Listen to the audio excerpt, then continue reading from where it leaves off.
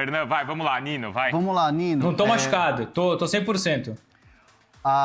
O que minha fonte diz é o seguinte, o Palmeiras, entre aspas, aí usando uma expressão, sentou na oferta.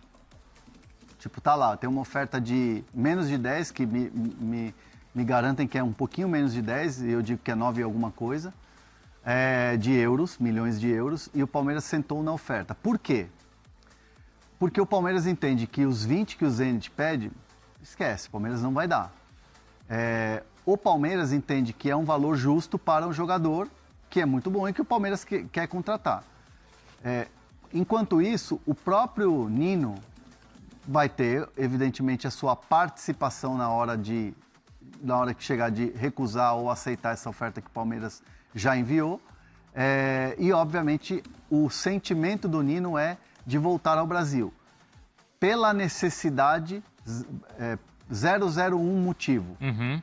Necessidade de estar no Brasil pela questão do filho, pela questão familiar, por questões familiares, né?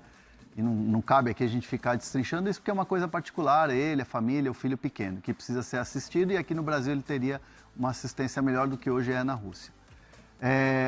O argumento o Nino chegou, esportivamente ele entregou, ele sai de lá campeão, fez excelentes partidas, entregou tudo o que tinha que entregar, e o Zenit ainda vai lucrar com a proposta que o Palmeiras enviou. Ainda ganha dinheiro. Porque é quase o dobro do que o Zenit comprou. Caramba, é muito dinheiro, hein?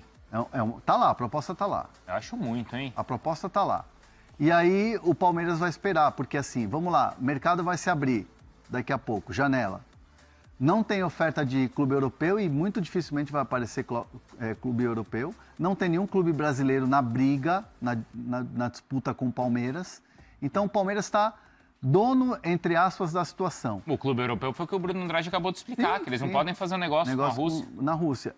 E outra coisa, o Palmeiras está tão tranquilo em relação a essa história do Nino, porque já tem o Barbosa, acabou de anunciar. Uhum. Já tem 5 zagueiros no plantel. Mesmo que venda um, vamos dizer assim, vamos vender o Benedetti. Ou vende, sei lá, parece uma proposta muito boa pelo Murilo. Já tem lá Fux, já tem o capitão Gustavo Gomes. Agora tem o Barbosa. Barbosa. Então, assim, o Palmeiras está tranquilo em relação. Vai acontecer o acerto com o Nino, vai depender do Zenit. Porque o Palmeiras está soberano na história, está tranquilo. Absoluto na história. Uhum. Então, muita gente coloca, deu uma esfriada. Eu não diria que deu uma esfriada, eu diria que o Palmeiras tirou o pé. Para mim, o que a minha fonte do Palmeiras diz, para mim é perfeito sobre tudo isso. Porque a gente está cercando todos os lados dessa história. Sim, sim. E a fonte do Palmeiras me diz, tiramos o pé. Mas se ele não tem concorrente, ele vai ficar aumentando a proposta por quê? Pra quê? Sendo que já é uma proposta alta. Exato. Precisa do jogador agora, é muito bom jogador, muito bem avaliado. É um jogador campeão de Libertadores que chegaria com essa experiência, assim como o Barbosa. Então, assim, precisa. Nesse momento, o Palmeiras está tranquilo. Isso, acompanha, vê o que o mercado vai responder então para o Palmeiras, não é, Bruno? Teve uma pergunta aqui no chat, Bruno, você pode complementar, claro, do Nino, mas você lembra no começo da live perguntando do Naves? Não sei se você tem a resposta disso, porque aqui é assim, ó, o chat... Kaique Naves. O Naves, o zagueiro, é Kaique o primeiro nome dele? Não sei. Acho que é Kaique Naves, Kaique Naves. O Naves é o seguinte, o Palmeiras, até pelo fato, porque tá acabando o contrato dele, né, lá, de empréstimo. Em Portugal, né? O Palmeiras quer... Já acabou, já acabou, né? Já voltou. O Palmeiras entende que é um jogador que também pode ser vendido. Ao contrário de outros momentos e episódios e tal, o Naves é um jogador que o Palmeiras topa fazer negócio. Mas assim, é um negócio definitivo, para ganhar uma grana. Né? Sim, grana. É por aí, Bruno? O Palmeiras pede 5 milhões de euros pelo Naves. O Naves, em princípio, não fica, a não ser que exista ali uma roda muito grande, uma dança de cadeiras na defesa do Palmeiras, mas não vai ser por aí, o Hernan explicou bem. Chega o Barbosa e vai marinando o Nino, então o Naves ele volta porque termina o contrato com o Alverca, mas o Palmeiras quer negociá-lo, colocou o preço de mais ou menos 5 milhões de euros, isso na cotação atual dá mais ou menos 30 milhões de reais. Ele tem mercado no futebol europeu, mas especialmente no futebol português. Teve ali uma boa prestação individual e coletiva. O Alverca é engraçado, O Alverca é o time que o Vinícius Júnior tem o Vinícius Júnior como um dos acionistas, né? Isso por si só já é curioso. O Alverca ele pula da segunda para a primeira divisão e faz uma revolução. O time contratou 31 jogadores e ficou na 11ª colocação. Conseguiu ficar no meio da tabela, não caiu para a segunda divisão. O Naves se destacou, chamou a atenção aqui o Famalicão, que é um clube mais mediano, que compra muito bem, vende muito bem os jogadores. Está para perder o Ibrahim Abba, que é um senegalês. Tem ali ofertas da Alemanha, do futebol inglês. E se sair de fato o Ibrahim Abba, o Naves é uma das apostas para cumprir essa lacuna. Então, seguramente o Palmeiras vai negociá-lo, veremos quais as propostas que chegam, mas o preço é esse, 5 milhões de euros. Boa, então 5 milhões de euros pelo Naves, tá? Muita gente estava perguntando e está respondido. Tá o seu amigo, Abel Ferreira, e aí tentaram criar uma relação que talvez não tenha de possibilidade. Não, mas eles trabalharam juntos no Sporting, é isso, Bruno? Sim, é isso, com alguns outros pontos importantes. Eles são agenciados pelo mesmo empresário. Só por aí já existe uma ligação atual, não significa que conversam frequentemente, trocam mensagens, que trocam telefonemas. O mesmo empresário também é o empresário do Arthur Jorge, ou seja, existe ali um trio português, ou existe um trio português agenciado pelo mesmo empresário, o que facilita talvez a comunicação. Não vou dizer que existe aqui um grupo de WhatsApp com os 3 mais um empresário, mas ser agenciado pela mesma pessoa facilita para entender alguns pontos. A relação, eu fui tentar entender para já, eu digo que não vi qualquer problema de fato na resposta do Jardim. Não senti provocação, não senti nenhum clima hostil, ou que existisse algo tão grande assim ao ponto de trazer uma rivalidade extra pro clássico do fim de semana, mas naturalmente que quando tem essa resposta e algumas pessoas interpretam diferente, eu vou atrás, vou tentar entender, conversar com pessoas do lado do Abel, do lado do Jardim, do Sporting lá atrás, e como o próprio Jardim disse, trabalharam juntos em 2013 e 2014, o Jardim era o treinador do time A, o Abel era o treinador do time B, o Abel ainda começando sua carreira como treinador principal. O que existiu lá atrás foram problemas naturais de trabalho. Basicamente o Jardim explicou e eu vou aqui esmiuçar. Frequentemente o Jardim puxava para o time A jogadores do time B do Abel. E aqui em Portugal, os 3 grandes, Porto, Benfica e Sporting, as equipes B disputam a segunda divisão. Então o nível competitivo é muito alto. Diferentemente do Brasil, que já não tem há muito tempo times B brigando por grandes competições, mas a segunda divisão portuguesa é um campeonato importante. Então os 3 grandes há anos que trabalham com o time B. Tem o time sub-23, o sub-19 e também o time B. O time B naquela altura era treinado pelo Abel, então o Abel passava a semana inteira treinando e ajustando a equipe com jogadores à disposição no time B. Só que muitas vezes, e tem que ter uma hierarquia, o Jardim olhava para baixo e falava, pera lá, eu quero esse, e puxava pro time de cima.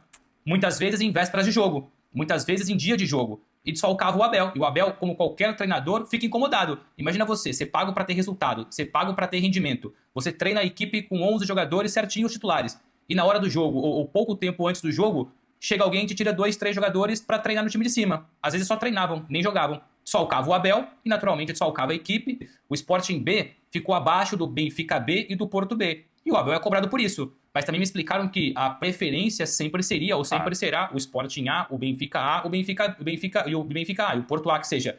Então existiam conversas semanais, reuniões semanais de diretor esportivo, diretor de futebol, Abel e Jardim, ou comissões técnicas dos dois, para eles tentarem ajustar ali entendimento de jogo, quais jogadores seriam mais aproveitados ou menos aproveitados. Mas em nenhum momento houve um motivo específico, uma briga naquele momento. O que existia sim era o Abel muitas vezes chateado porque o Jardim, entre aspas, roubava jogadores dele, mas era a hierarquia naquele momento e o Abel respeitava, mas se incomodava, o que era normal. E só para fechar esse tema, alguns jogadores daquela altura que treinavam com o Abel e subiam para o time A e depois desciam para o time B, um deles é o Matheus Pereira, que está comendo bola no Cruzeiro. Ele era do Abel no time B, mas vira e mexe o Jardim chamava para o time A.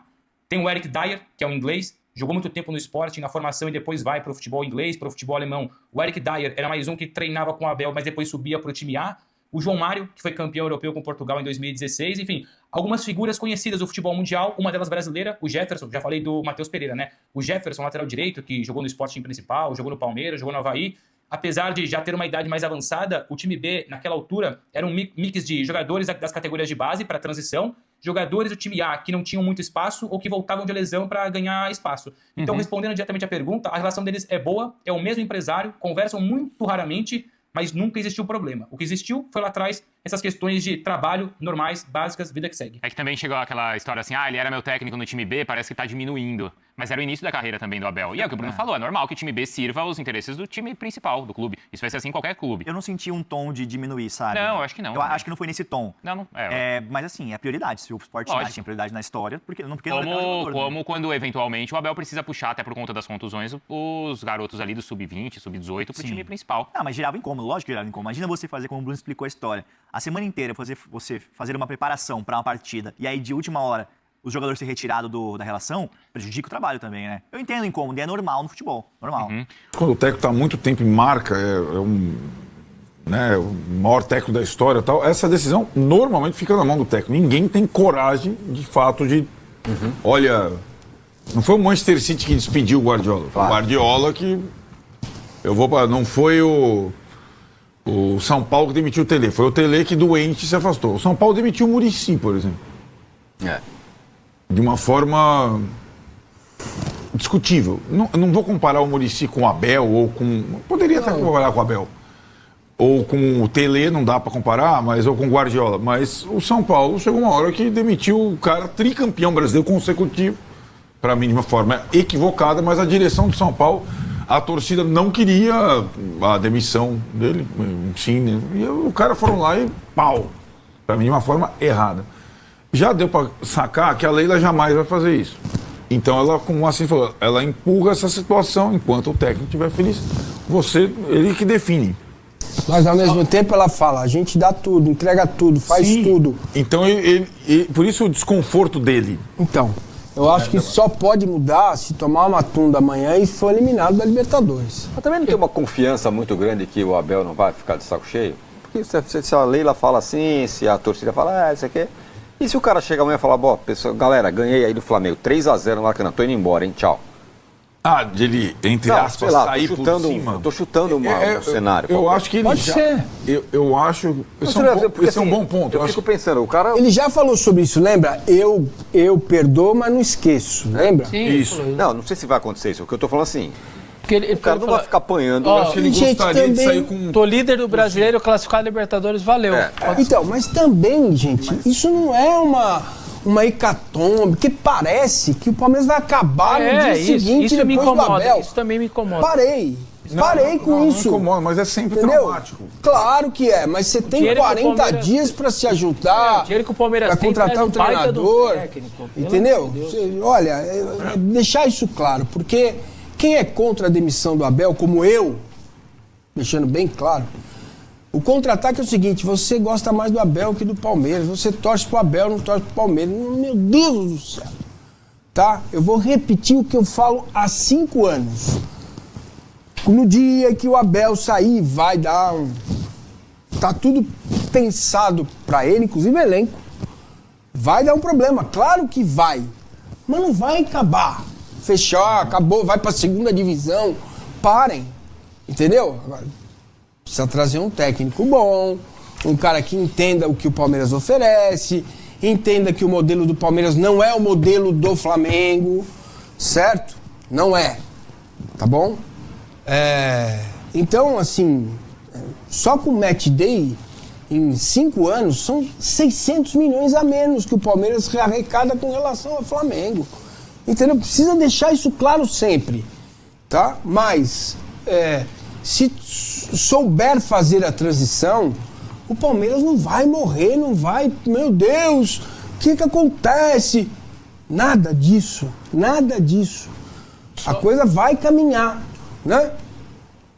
Queria dois comentários só. O primeiro que tem uma explicação por essa homenagem do nada agora? Não. Na véspera de uma Copa do Mundo e tal, tem ali uma data específica? Eu sei lá. Tem uns 400 jogos, acho. Acho que são 400 jogos que ele fez. Eu tô com uma pulguinha atrás da orelha aí. Por que essa homenagem com a janela abrindo? Olha, Alexander Barbosa sendo contratado, ninguém tocou nesse assunto, ninguém falou nada, mas enfim, não entendi muito bem do nada. Presta atenção numa coisa. Um evento pré-Copa, chama família. Vamos imaginar que o Vessa Futebol e Samba estaria contratando o Gustavo Gomes. Você acha que o Lourenço não ia falar na escola? Pô, meu pai, eu vi que o futebol está contratando. Cara, se fosse uma negociação, já teria vazado, não pelo lado de cá, pelo lado de lá, como diria Luciano do Vale. Vou deixar isso Entendeu? no ar, porque me incomodou um pouco. Não, tudo bem, O a time preocupação ali, é genuína. Um negócio do nada. Entendeu? Tá, sei A lá. Heloísa aqui, ó, fala assim, a questão é que não há nada que justifique a saída do Abel.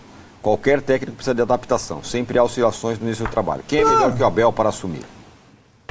Claro. E só uma outra coisa que eu queria... Melhor a gente só vai saber quando assumir, fizer o time jogar, fizer jogar bem, jogar melhor, jogar diferente, ganhar os jogos e ganhar título. Fora isso, agora tem garantia disso? Ninguém garante nada. E a outra coisa que eu queria deixar registrado é que as pessoas acham que a gente é o quê? Bobo, né? A frase da tia...